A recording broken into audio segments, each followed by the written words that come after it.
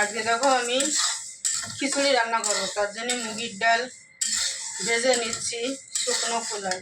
এই যে বাটি দেখছো, 1 বাটি ডাল দিচ্ছি আমি। ডালটা না আগে আমি ভেজে নেব। ডালে দেখো ভাজা হয়ে গেছে, ডালে এখন বাস বেরোচ্ছে। এখন আমি জল দেবো ধোয়ার জন্য।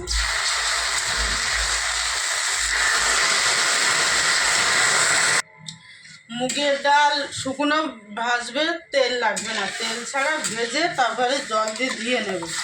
তাহলে কিন্তু আর তেল দিয়ে ভাজা লাগবে না, তেল দিয়ে ভাজলে তো আর ধোয়া যায় না। এই জন্যই শুকনো ভেজে তারপরে জল দিয়ে ধুয়ে নেবে, এটা কিন্তু ভালো আইডিয়া। আর 1 বাটি দেখো আতপ চাল। চালটা যে এত ছোট ছোট, কাছের থেকে না দেখালে দেখো বুঝতে পারবে না, অনেক ছোট চালটা, দেখেছো? এই দেখো, এটা আমি বাড়ি থেকে নিয়ে এসেছিলাম, অনেক ছোট ছোট চাল। এই দেখো, তো সেই এই 1 বাটি চাল এই জলের ভিতরে আমি ভিজাই দিচ্ছি। আতপ চাল, এটা বাড়ি থেকে নিয়ে এসেছিলাম। এই চাল দিয়ে খিচুড়ি বানাবো। চাল আর ডাল আমি ভিজিয়ে রেখেছিলাম, ধুয়ে এখন আমি কুকারে দিচ্ছি। দেখো কত সুন্দর ভিজে গেছে। এটা ভিজায় রাখলে আধা ঘন্টা 1 ঘন্টা খিচুড়িটা বানাতে কিন্তু খুব ভালো হয়। তো এবার আমি কুকারে ঢেলে দিচ্ছি। এবার আমি সবজিগুলো ভাজবো। আমি খিচুড়ির ভিতরে কি কি সবজি দেব তা আমার কাটা হয়ে গেছে। আর এখন আমি দেখাচ্ছি পেঁপে, মিষ্টি কুমড়ো, এই দেখো সিম, এটা বরবটি সিম, আর এটা আছে তোমার গাঠগোবি। আর এখানে 2 রকম সিম আছে, এই দেখো, এই একটা আর এই একটা। তো এইগুলো আমি খিচুড়ির ভিতরে দেব। কড়াই গরম হয়ে গেছে, এখন আমি সরষের তেল দেব। সরষের তেল দিয়েই রান্না করব, তেল বেশি দেব না।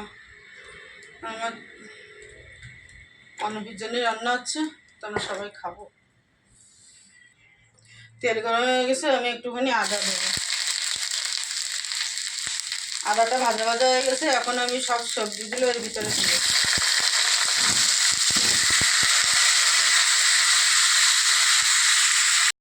1 চামচ নুন দেবো, ছোটো 1 চামচের হলুদ দেবো। এটার মশলা আমি কিছুই দেবো না, যেহেতু বাচ্চা খাবে এর জন্য। অল্প একটু ধনে পাউডার দিচ্ছি। সবজিটাকে ভালো করে কষিয়ে নিলে তোমার খিচুড়ি কিন্তু খেতে টেস্ট হয়। আমি সবজিটাকে ভালো করে কষিয়ে নেব। খিচুড়িতে কিন্তু আলু দেয়, তারপর তোমার ফুলকপি দেয়, আরও অনেক সবজি দিতে পারে, গাজর, মটর। মটর তো আমি দেবো, অনেক সবজি, যত সবজি দেবে তত খিচুড়ি টেস্টি হয়। তারপর নারকেল, ছোলার ডাল, ছোলার ডাল দিলে তো আরও ভালো লাগে। নারকেল, ছোলার ডাল এইসব দিলে কিন্তু খিচুড়ি খুব সুন্দর হয় খেতে। আমি আজকে সিম্পল বানাচ্ছি।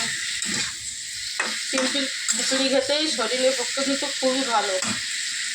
সবজি কষানো হয়ে গেছে, এখন আমি এই চালের ভিতরে দিয়ে দেবো, ডাল আর চাল। এর ভিতরে দিয়ে দিলাম।